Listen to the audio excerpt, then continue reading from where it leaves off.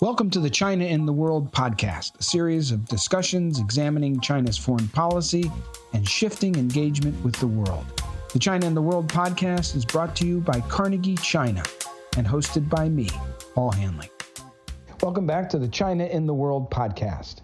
This is the fifth and final episode of the China in the World podcast's 10-year anniversary series. In this series, I look back on the more than 200 episodes I've conducted as director of Carnegie China over the last 10 years to help put current international issues in context. In this episode, I look back on 10 years of U.S. China trade relations. U.S. China trade ties have undergone significant changes since the launch of the China in the World podcast. In March 2012, the United States, the EU, and Japan filed a dispute with China at the World Trade Organization over its quota on exporting raw earth metals. That same year, China's trade surplus with the United States reached an all-time high of $315 billion. In 2015, China became the largest bilateral trade partner of the United States, surpassing Canada for the first time. In March 2018, the Trump administration announced sweeping tariffs on $50 billion worth of Chinese imports, kicking off the U.S. China trade war. After bilateral negotiations with Beijing broke down in May 2019, the Trump administration raised tariffs from 10 to 25% on $200 billion worth of Chinese goods. Finally, in January 2020, the Phase 1 trade deal was signed, relaxing some U.S. tariffs and requiring China to import an additional $200 billion worth of American goods for the next 2 years. After coming to office in January 2021, the Biden administration has maintained the Section 301 tariffs on China. And at the end of 2021, U.S. officials stated that China failed to meet its commitments under the Phase 1 trade deal. At present, U.S. China trade and economic negotiations remain at a standstill. This episode helps shed light on the evolution of U.S. China trade relations over the past 10 years. In the following interview, recorded in July 2014, I spoke with Tim Stratford, former Assistant U.S. Trade Representative, about the roles of the U.S. and China in the Trans-Pacific Partnership, the TPP, and the Regional Comprehensive Economic Partnership, RCEP. But recently there appears to be a warmer reception, at least by some in China, towards the TPP. And I wanted to ask you if you can explain this apparent shift here in China in their attitude toward the TPP and how you think China now views the agreement. Sure. Let me say, first of all, that I think the TPP is an extremely important initiative. I think that breaking down trade barriers between the United States and countries in the region can really help to bring economic benefits and greater interaction between the United States and these various countries. TPP was launched toward the end of the Bush administration as an effort to try to put more momentum into global trade talks when we were concerned about the Doha round of the WTO lagging. And the idea was that if we could demonstrate what a next generation trade agreement would look like and show that the participants were really receiving benefits from that it could help spur more interest in trade liberalization. And I think that's what we're seeing with China now. I think China initially looked on the negotiations with a little bit of suspicion because they weren't being involved. Frankly, the aspirations of TPP were so high and at a different level than what China had been prepared to commit to in other trade negotiations that the idea was that the U.S. could join talks already taking place between Brunei and Singapore and New Zealand and Australia and so on. So the United States joined that, and it's picked up momentum. And I think now that China has seen some progress, they're looking to say that, gee, maybe this could be beneficial for China as well. So I think that's a very positive direction. I think that if TPP can be concluded and can demonstrate benefits, it may be a great catalyst for more trade liberalization in the region. I think it's an important point that you make, and I think it's a clarification that is needed here in China, that this, in fact, was not a part of the pivot announcement or the rebalancing strategy. In fact, as you say, this was an initiative created by 4 other countries outside of the United States. The United States agreed to join it during the Bush administration. In addition to the TPP, there is also the RCEP, the Regional Comprehensive Economic Pact. The RCEP, the Chinese are actively involved in, but not the U.S. And the TPP, to this point, the U.S. is actively involved and the Chinese are not. Looking to the future and looking at the regional economic integration, could the TPP and the RCEP coexist? Could they even converge? Is that something that we should look out to the future to see happen? Is it realistic to imagine a U.S.-China joint effort to create a single trade and investment system for the Asia-Pacific that could potentially draw these 2 pacts, the TPP and the RCEP, efforts together with the goal potentially to establish a WTO plus standard for the region? Is that something in your view that is viable? Is it important to try to do that? What's your sense on that? I think that would be a very constructive and positive goal to aim towards. That would be in everyone's interest. It would take a number of years to put in place. The TPP negotiations, as I've indicated, are intended to be quite ambitious in terms of how deep and broad the liberalization is that they would bring into place. And I think that RCEP is not as ambitious in that respect. But that's okay. Let TPP get established. Let's see how well it works. And I think other countries would look at that and say, hey, that's working pretty well. We'd like to be involved in that too. And in the meantime, RCEP, if that can continue to get countries to be making progress from where they are right now. Not every country is ready to be talking about the TPP commitments. And so if there's another platform for people to talk about what they're able to do now, as long as everyone's moving in the right direction, then it would be very nice to see convergence at some point. Certainly there would be a lot of economic benefit. In the next interview, recorded in November 2016, I spoke with Claire Reed, Senior Counsel at Arnold & Porter. We're coming up on the end of the Obama administration, and you've spent a good deal of time, some in the Bush administration, but a big chunk in the Obama administration. And I wonder if you look back over the 8 years of the Obama administration, how would you sort of characterize the issues on trade with China? What are some of the legacy items that have come out of that? And looking into sort of the next administration, where do we go from there? I think the Obama administration focused on WTO cases with China that were of major significance systemically or structurally. So that was an important dimension of what they were trying to do. One of the most important sets of cases, I think, that were brought against China were the cases related to export restraints that China was putting on some natural resources where it had a dominant a dominant world market share. And so as a result, it could affect world market prices, and it could also use its resource richness as a way to try to force companies to come in and locate in China in order to be able to get the resource, rather than freely exporting the resource to the rest of the world. And of course, the WTO rules say that in the normal course of things, you are supposed to freely trade, so you're not supposed to put restraints on your exports any more than you're supposed to put restraints on your imports, that freely trading is best for everybody.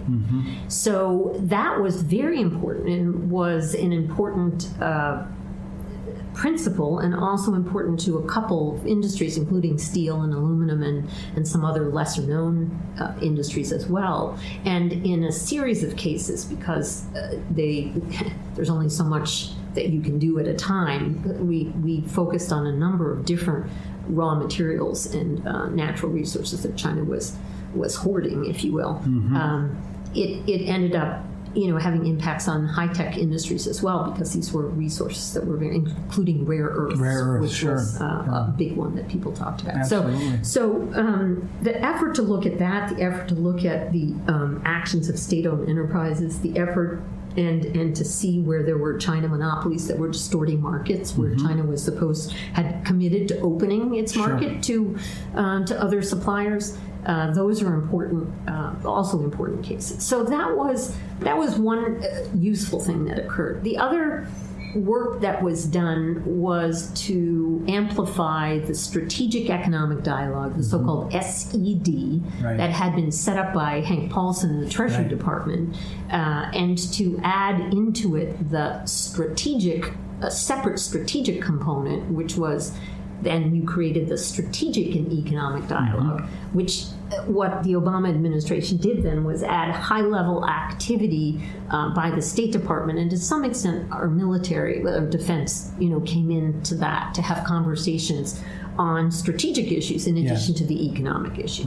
Now, my competence sits on the the trade and investment side, so I was still firmly on the economic side of the fence. But I will say that adding dialogue with China on the full range of issues that affect our two countries, and having there be high-level conversations where it's not just a random conversation, but there is sort of an expectation that you are going to sit down and seriously review issues together at a specific time, and that at the end of that specific time, from China's perspective, you hopefully are not going to have a blow up where you leave mad. That creates, I think, a useful kind of pressure to sit down and try to understand each other and make progress on things. You don't always make progress, but the conversation is important. The next recording comes from an interview in August 2017 with Yukon Huang, Senior Fellow at the Carnegie Endowment for International Peace. Yukon Huang, thank you very much for joining the China and the World podcast, and thank you for coming to China this week to participate here at the Carnegie China Center in the 7th Annual U.S. China Strategic Dialogue between leading American thinkers and Chinese thinkers. Really want to talk to you today about your area of expertise, which is, of course, economics and trade, something you focus on very closely at the Carnegie Endowment. Coming into office, and certainly in the presidential campaign, we heard a lot of concerns about trade. Peter Navarro was a name that came up, and there was great focus on the trade deficit between the United States and China, and a lot of talk about this being sort of at the root of our problems with China in the economics and trade area. We talked looming trade wars. There was a lot of talk about defensive trade enforcement measures, countervailing duties, tariffs, border adjustment tax. All of that. We heard a lot of this. I first want to get a sense from you where you think this concern comes from. Why are so many in the U.S. concerned by this? Why has there been so much tension on this particular topic? It's a very common public perception that America faces an economic problem because it has the world's largest trade deficit. And of that deficit, 60 to 70% of it is represented by a bilateral deficit with China. So for the ordinary person, even policymakers, it's sort of like common sense would suggest that if I could somehow moderate America's trade deficit with China, that the U.S. would benefit. Growth would be higher.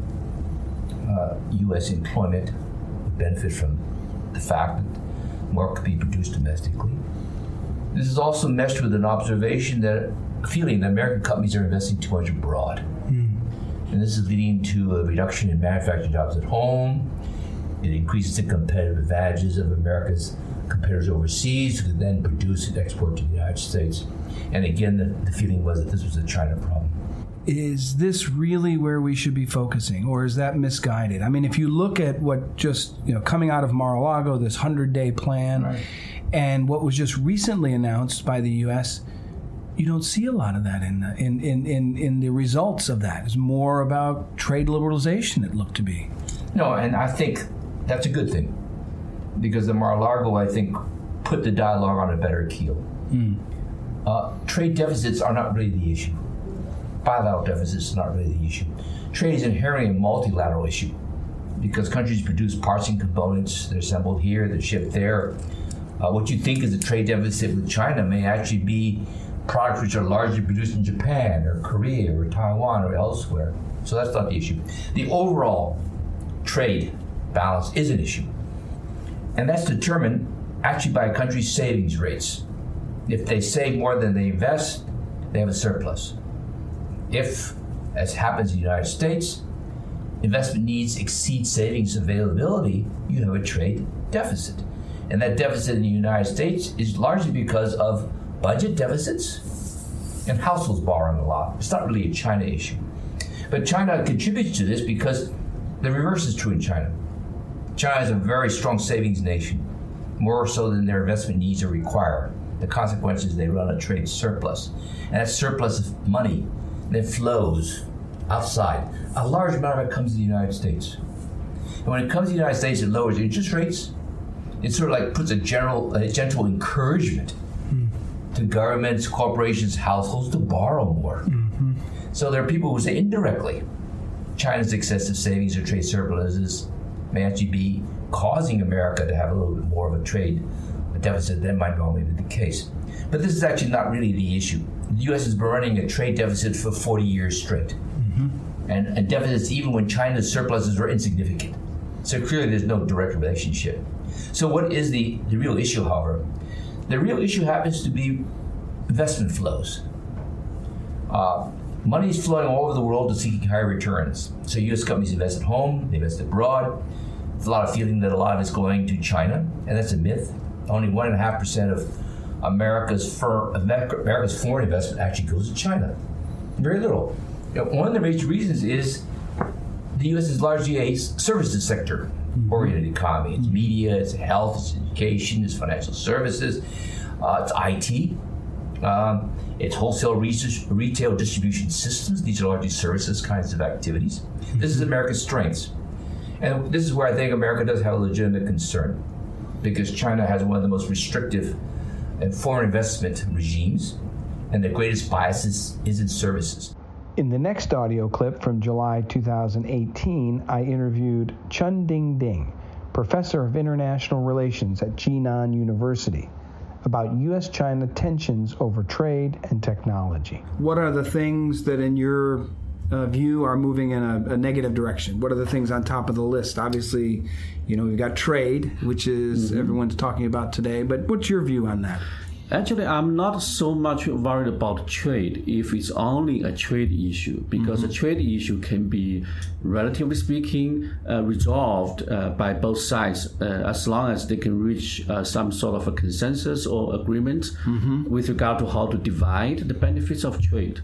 So that's maybe strictly an economic issue. But what's really worrying me, or maybe some other people, is the grand strategy perspective that both countries are now adopting, that also seem to be in different directions. And those directions, I think, are a result of both domestic in the U.S. and also in China developments, and also international factors. Many are here in China talking about this possibility of what they call a technology Cold War. And are arguing that the U.S. and China need to take steps now to avert what many have called this impending technology Cold War. How do you see this issue of a potential technology Cold War? How would this evolve? And what's the possibility of this? And how do we take steps now to avert it? I think maybe the term itself is a little bit misleading. I don't see that happening anytime soon, but I do see a sort of technological self-independence movement taking on or moving forward. So we are not really fighting war, trying to impede other countries' development in technological sectors, but we are trying to be more independent, be more self-independent, so we will not be impeded by other countries' technology or capital or markets or whatever. So in that sense, we try to promote our own domestic industries, but we do not hope to intervene or destroy others' technological developments, because that if that happens, there could be real consequences. It could even spread to real Cold War, something like that between two countries. In the next interview from October 2018, I spoke with Da Wei, director of Tsinghua University's Center for Strategy and Security, about how to build a more constructive U.S. China economic relationship. Finally, on the trade and economic issues, my concern is if we continue down this path where, President Trump announces another $200 billion, 10% now, but 25% January 1st. He says he's willing to follow up with another $200 billion plus. If we keep going tit for tat, this will affect the broader relationship, and those dynamics we talked about around Vice President Pence's speech will get worse. I think we need some progress on the trade and economic issues. We need to show that we're going to shift this into a more constructive direction. How do we do that? I think because we don't have a lot of effective communication channel now, all of the dialogues almost all of them has been cut. So now I think we rely on the two leaders very much, two presidents very much. And I don't know if they are going to, the media yesterday announced that they are going to meet at the G20. Right. Yeah, I hope that the two countries can reach a kind of agreement on this meeting, on this summit on G20. I totally agree with you that we need to show some progress to stop the current trajectory. But probably the G20 is the only chance that I can see now. If we cannot achieve that, then I don't know when can we. Maybe we need more times to wait for that. That will be very dangerous. Would it be helpful from your perspective for the Chinese leadership to do something that indicates their recognition that this is not about containment. This is not about the U.S. or other countries trying to block China's rise, that there are legitimate issues here, as you said, around market access and intellectual property and, technology transfer, and that some acknowledgement to the international community that, I heard one former U.S. trade representative who worked on Asia and Bush and Obama say to me, China champions itself as a defender of the global and an active supporter and contributor to the global economic and trading system. But if every country operated its economy like China, the global economic and trading system would implode. Is there a way that China can acknowledge? Because I think that would go such a long way to say, look, we get it. There are issues that China, this is not about the United States treating us unfairly or moving to containment. There are real legitimate issues here that need to be addressed, and China has a huge role in doing that. Is there a way to do that at this point? Because I think that would go a long way.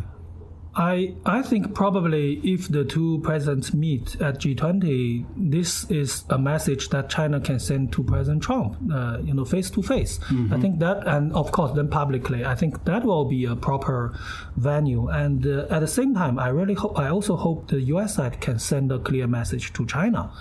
We're not trying to keep you down. Yes, we don't want to keep you down. We welcome. We're not trying to block your legitimate rise. Like the previous rise. Administration, Obama administration say we welcome the rise of China. We want to, That's an important message for the U.S. to send. But we have not heard the message from the U.S. so far.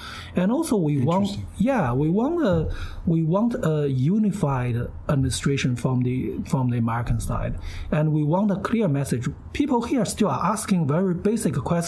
Is the Trump administration want to strike a deal with China, or are they going to keep China down?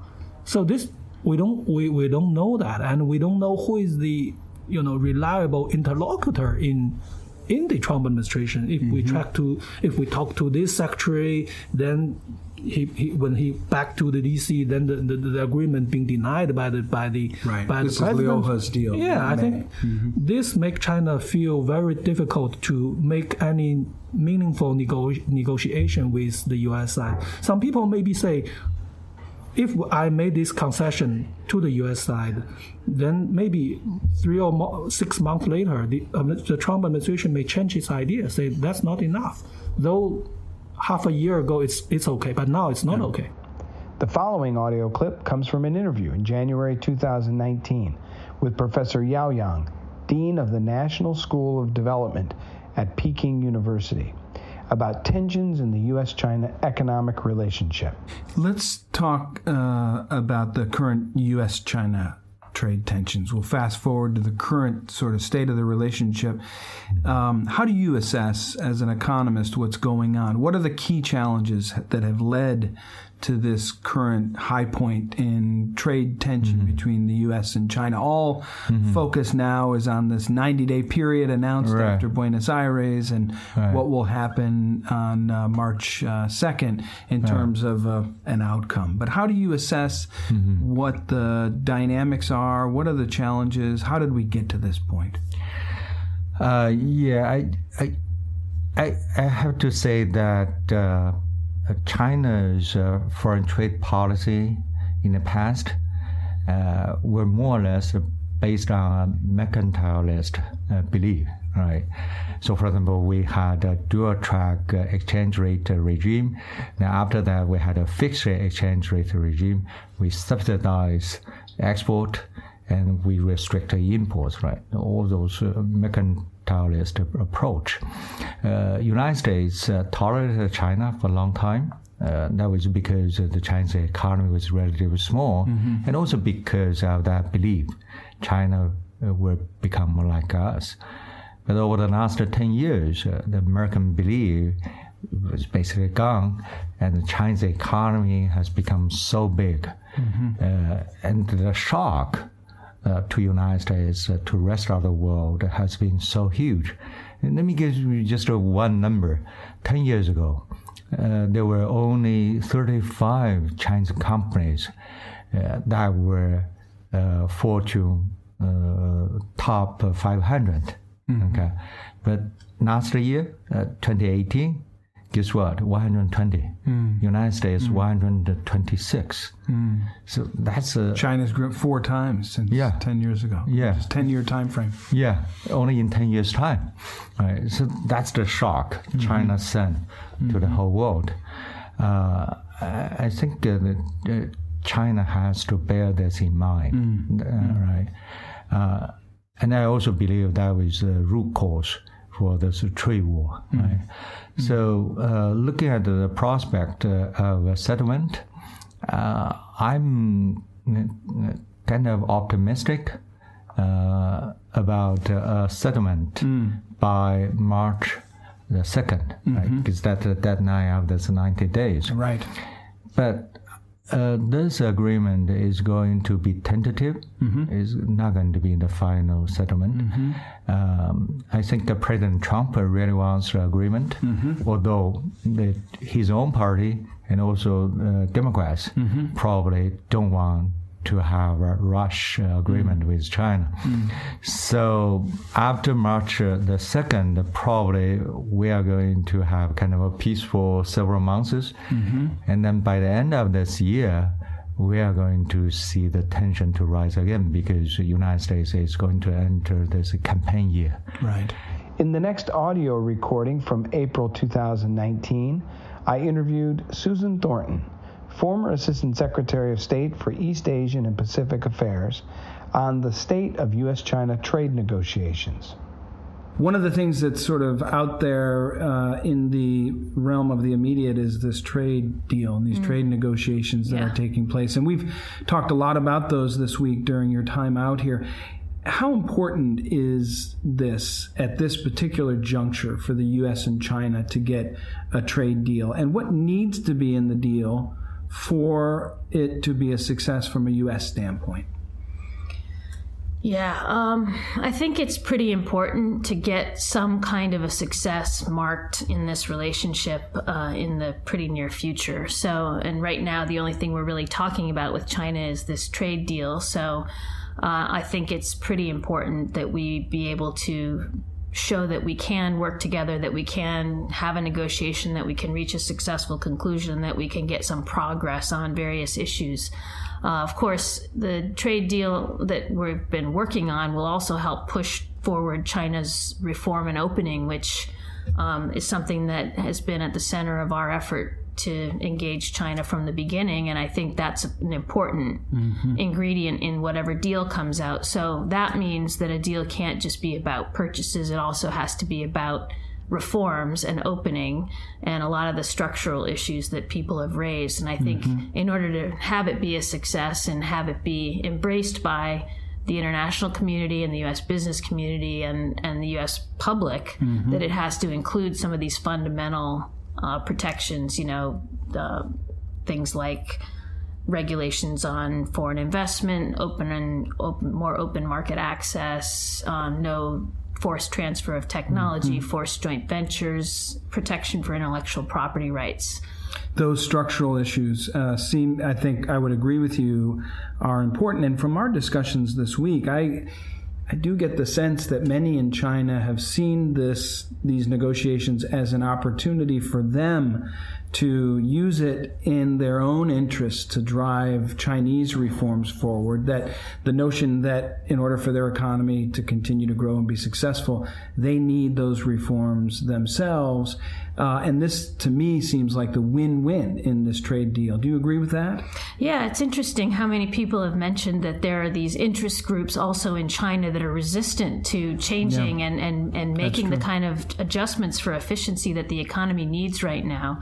Of course, reform is always hard. We find that in our system and any country, it's always difficult to try to break these iron rice bowls and move forward and push interest groups to change. But I think what we're hearing, at least from the reformers, is they're welcoming this kind of push. Whether they can actually get it done, though, and get it implemented, I think is a big challenge. They've welcomed the outside pressure. Yeah. The next recording comes from an interview in August 2019 with Professor Jia Qingguo, School of International Studies at Peking University, about the U.S. China trade war. How important is getting this trade deal done?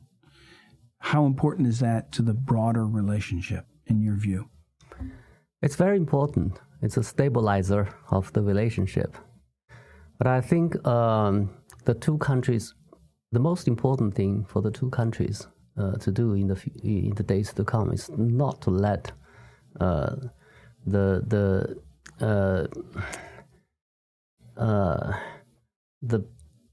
people who are alarmists to take control of the relationship and react to each other. Okay? Yeah. So we need pragmatic approaches to handle the relationship and try to identify that the interests, the shared interests and stakes, and try to work over on that basis and try to come out with some kind of a arrangement, and also at the same time try to control the areas of differences. I believe that we are a country of the same category. Okay? In other words, we are all, stakeholders in the existing international order. Okay? And we can help each other to maintain the world order because both of us, we need to maintain the world order in order to maintain protect our own interests. I think we can work on that basis. Okay, we should not let ideology, identity, or those issues to take over the relationship. The next recording comes from an interview with Dr. Sheena Greitens in August 2022 about U.S. economic engagement in Asia including the U.S. Indo-Pacific Economic Framework. Honestly, the sort of glaring weakness on implementation will continue to be the lack of detail and the lack of a positive economic agenda. We sometimes say about other countries to watch what they say, not what they do. And that goes for us as well, right? And if I was sitting, almost anywhere in Asia right now, I would look at the United States and say, the domestic politics seems so difficult for the administration to overcome that I don't see the things that really, are driving economic integration in the region as things that the United States is going to be able to come in and fully participate in, let alone lead on, right? So there is economic integration and progress happening in the region, but it's happening largely with the United States on the sidelines. And so I think, in terms of U.S. strategy, right, there's separate questions about regional outcomes and regional economic frameworks and development and stability and growth. But in terms of that, from a U.S. strategy standpoint, I think that it's just going to continue to really handicap the administration. Thank you for listening to the China in the World podcast. For more episodes and research, please go to carnegieendowment.org. This episode was produced by Nathaniel Schur with assistance from Michael Malanconi. The music was composed by Spencer Barnett.